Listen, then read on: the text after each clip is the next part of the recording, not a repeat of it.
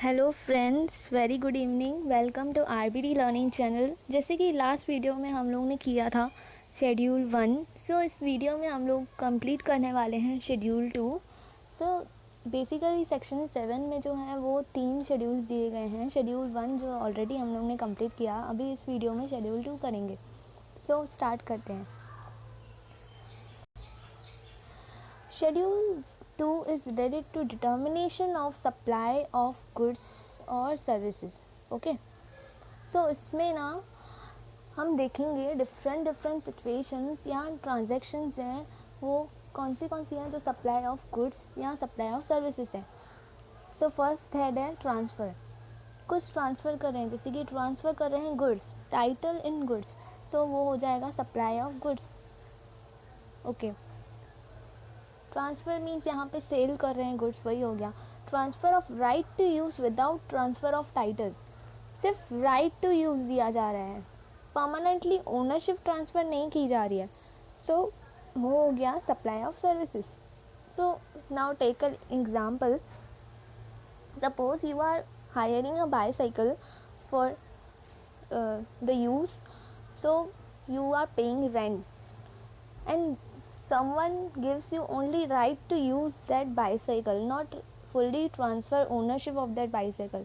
So ये हो गया supply of services, सिर्फ right transfer किया जा रहा है, ownership नहीं। Transfer of title in goods under agreement where property shall pass at a future date. Property जो होगी वो फ्यूचर डेट में पास होगी, बट जो एग्रीमेंट हम लोगों ने किया है वो प्रेजेंट टाइम में एग्रीमेंट कर रहे हैं। सो ये हो गया सप्लाई ऑफ गुड्स, क्योंकि गुड्स ट्रांसफ़र करने की एग्रीमेंट की जा रही है फ्यूचर में। सो यही हो गया supply of goods. Next situation देखते हैं, lease of land and building. So lease पे दे रहे हैं बिल्डिंग या तो लैंड, कोई पर्पस होगा यूज़ करने के लिए, एंड टेनेंसी या तो ईसमेंट या तो कोई पार्ट दे रहे हैं, पूरा लैंड नहीं दे रहे हैं, पूरा बिल्डिंग नहीं दे रहे हैं, लाइसेंस दे रहे हैं टू ऑक्यूपाई लैंड, तो वो भी आ गया सप्लाई ऑफ सर्विसेज में। ठीक है, नेक्स्ट है लीज और लेटिंग out of building including a commercial, industrial, residential complex for business और कॉमर्शियल वोली और पार्टली। या जो कोई बिल्डिंग है वो लीज पे दे रहे हैं, रेंट पे दे रहे हैं, बिजनेस पर्पस के लिए या कोई रेसिडेंट पर्पस के लिए दे रहे हैं किसी को, कोई इसका पार्ट दे रहे हैं या फुल्ली दे रहे हैं। ठीक है, तो ये हो गया सप्लाई ऑफ सर्विसेज। ठीक है, नेक्स्ट है ट्रीटमेंट और प्रोसेस। सो गुड्स जो है उस पर ट्रीटमेंट करके बाद में सप्लाई किए जा रहे हैं। अर्लियर गुड्स जो थे ओनर के ही थे, उसने कुछ ट्रीटमेंट करने के लिए उस गुड्स पे किसी और को गुड्स सप्लाई किए। सो ट्रीटमेंट होने के बाद उसके पास गुड्स रिटर्न आए। सो इसमें एग्जांपल दे सकते हैं कि कभी आपको स्टिचिंग करवाने हैं कपड़े, तो वो स्टिचिंग पर्पस के लिए आप अपने कपड़े टेलर को दिए जाते हैं, तो टेलर उस पर अपना ट्रीटमेंट करके, अपना प्रोसेस जो भी है करके वो आपको गुड्स रिटर्न करता है, आपको कपड़े रिटर्न करता है। तो वो इसमें हो गया एग्जाम्पल ट्रीटमेंट और प्रोसेस, तो वो भी हो गया supply of services. Means he is providing और she is providing the services to you. तो ये हो, इसको हम लोग एग्जाम्पल, इसको हम लोग ये भी बोल सकते हैं job work services. What job work services means उस पर कुछ ट्रीटमेंट करके आपको सर्विसेज प्रोवाइड की जा रही है। ठीक है, नेक्स्ट है ये दो डिफरेंट ट्रांजैक्शंस हैं, वो हैं सप्लाई ऑफ सर्विसेज। तो देखते हैं, रेंटिंग ऑफ इमूव प्रॉपर्टी रेंट पे दी है, construction of complex building, civil structure और part thereof, including complex और building intended for sale to a buyer, wholly और पार्टली।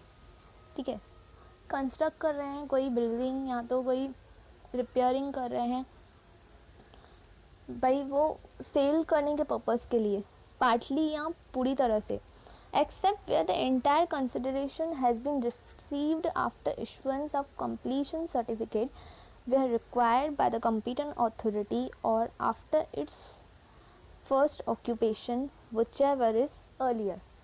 सो इसका हम लोग एग्जाम्पल ले सकते हैं कि बिल्डर है, वो उसके पास कोई प्लॉट ऑफ लैंड है और उस पर वो कोई बिल्डिंग कंस्ट्रक्ट करके कुछ फ्लैट्स बना रहा है, बिल्डिंग कंस्ट्रक्ट कर रहा है, सो उसमें से कुछ फ्लैट्स जो है वो गवर्नमेंट के ऑक्यूपेशन सर्टिफिकेट लेने या कंप्लीशन सर्टिफिकेट लेने से मिलने से पहले ही वो कुछ फ्लैट्स सेल कर दे रहा है।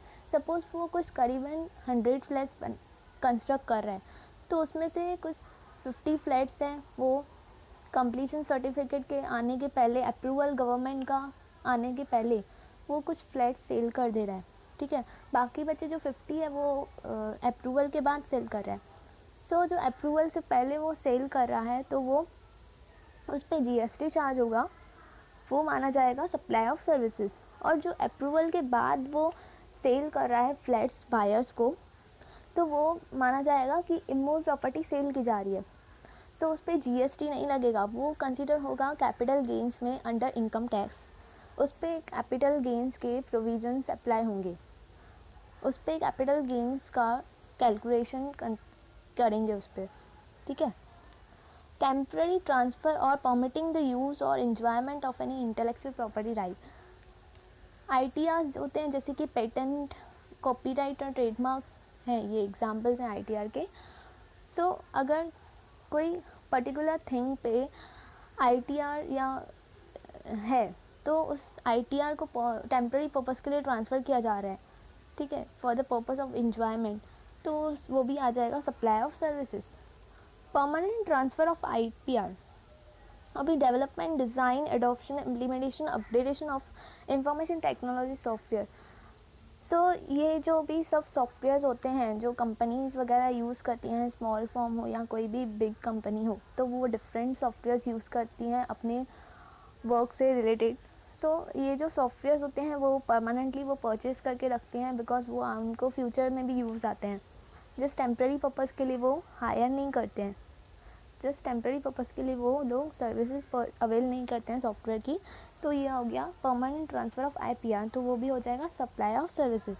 Transfer of right to use any goods for any purpose, for cash और फॉर डिफर्ड पेमेंट और any other valuable consideration.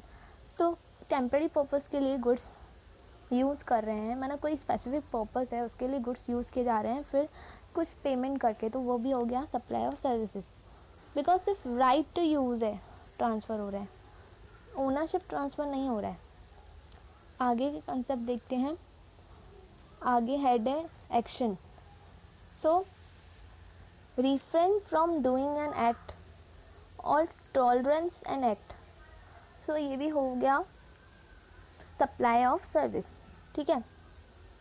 Refrain from doing an act means कि सपोज एक सा एग्जाम्पल लेते हैं कि आपको कुछ पेमेंट करना था ड्यू डेट पे, बट आपने कुछ पेमेंट नहीं किया, या तो आपको इसका बेस्ट एग्जाम्पल है कि अभी कोई सपोज़ आप क्लासेस ले रहे हैं पर्सनली, बट आपको कोई जो इंस्टीट्यूट है आपके उनको लेक्चर्स उनको अच्छे लगते हैं और वो आपको ऑफ़र देते हैं कि हमारे क्लासेस पे आके पढ़ाओ, तो हम आपको कुछ फ़ीस प्रोवाइड करेंगे, एडिशनल बेनिफिट्स भी देंगे। तो ये आपको पर्सनली एजुकेशन अवेलेबल करने के लिए आपको ये एक्ट करने के लिए मना किया जा रहा है। तो that means refrain from doing an act, that is non complete fees जो पे की जा रही है for the purpose of refrain from doing an act, तो ये भी हो गया supply of services.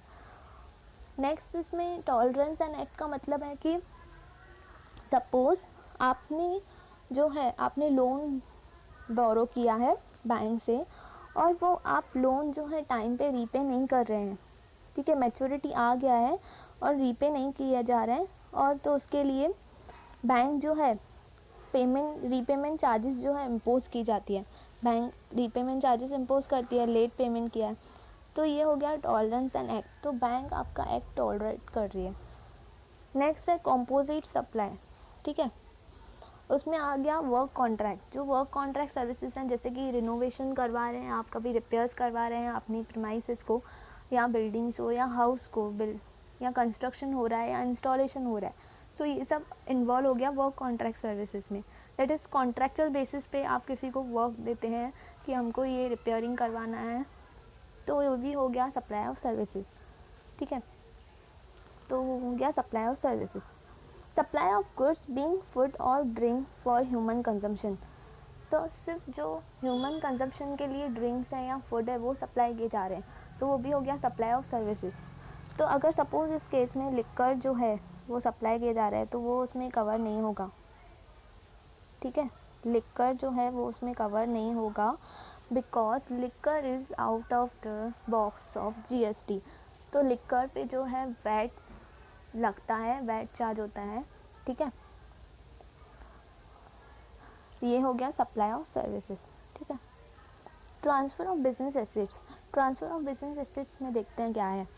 Where goods forming part of the assets of business are transferred or dispose of by or under the directions of the person carrying on the business so as no longer to form the part of those assets whether or not for a consideration, ठीक है। आपका business है, उसमें आपने कुछ assets भी purchase किए होंगे, एग्जाम्पल की फर्नीचर लेके रखा है, ठीक है। तो अभी वो आप जो है वो फर्नीचर किसी को ट्रांसफ़र कर देते हो, मतलब वो फर्नीचर आपने ट्रांसफ़र कर दिया और वो अभी आपके बिज़नेस का पार्ट ही नहीं रहा है, परमानेंटली आपने ट्रांसफ़र कर दिया।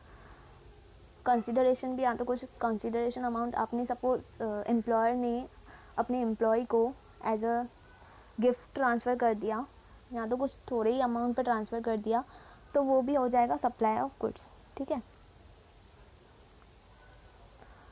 नेक्स्ट इसमें पॉइंट है where by or under the direction of a person carrying on a business goods held or used for the purpose of business, जो बिजनेस पर्पस के लिए यूज़ करने थे but are put any private use, ठीक है। Private purpose के लिए use किए जा रहे हैं, ठीक है। पहले था वो आप परमानेंटली, सिचुएशन फर्स्ट क्या थी कि आप परमानेंटली किसी को ट्रांसफ़र कर रहे हैं या कंसिडरेशन लेके या तो कंसिडरेशन के बिना, तो हो गया सप्लाई ऑफ गुड्स। यहाँ पे आप किस बिजनेस पर्पस के लिए आप गुड्स ये सेल कर रहे हो, ठीक है, आपका बिजनेस है, बट आप प्राइवेट पर्पस के लिए यूज़ कर रहे हो, और made available to any person for use, या किसी पर्सन को यूज़ करने के लिए दे रहे हो for any purpose other than the purpose for a business. Business purpose के लिए नहीं, प्राइवेट पर्पस के लिए किसी को दे रहे हो यूज़ करने के लिए, वेदर और नॉट फॉर अ कंसिडरेशन, ठीक है। फॉर एग्जाम्पल फर्नीचर का ही एग्जाम्पल लेते हैं, आप सप्लायर हो फर्नीचर के, ठीक है, और ये फर्नीचर जो है आप अपने किसी रिलेटिव की वेडिंग है तो उसके लिए आप उसको फर्नीचर सप्लाई कर देते हो कि प्राइवेट पर्पस के लिए यूज़ करने के लिए, ठीक है। तो ये आप ऐसे ही दे रहे हो विदाउट कंसिडरेशन, या तो कुछ थोड़ा ही अमाउंट आप जितना आपका कॉस्ट है उससे भी कम चार्ज कर रहे हो या कॉस्ट पे दे रहे हो, तो ये हो गया सप्लाई ऑफ सर्विसेज, ठीक है।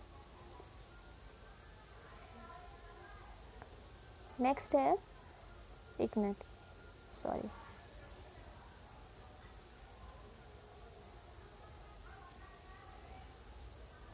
नेक्स्ट है third, where any person ceases to be a taxable person, okay.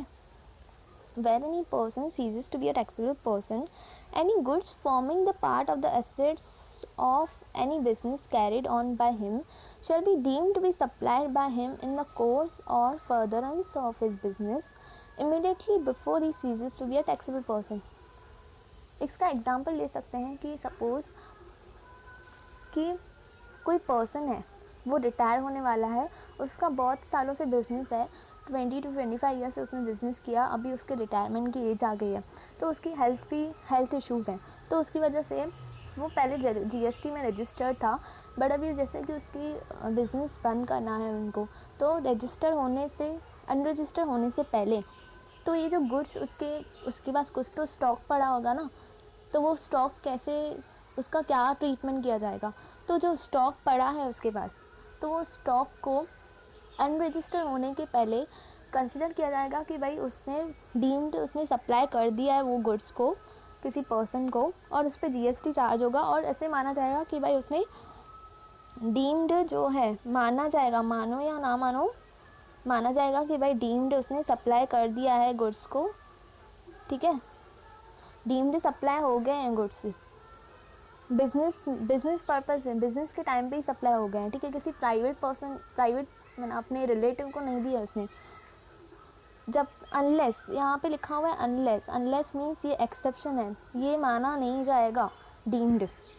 कौन सी सिचुएशन में?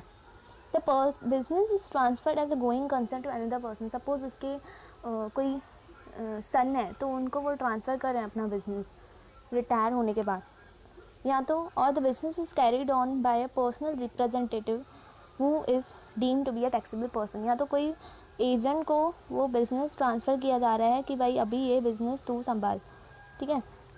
तो ये पर्सन जो है वो खुद को रजिस्टर करवाएगा जीएसटी में और ये सब इसके बिज़नेस को हैंडल करेगा। तो ये भी हो गया सप्लाई ऑफ सर्विसेज, ठीक है।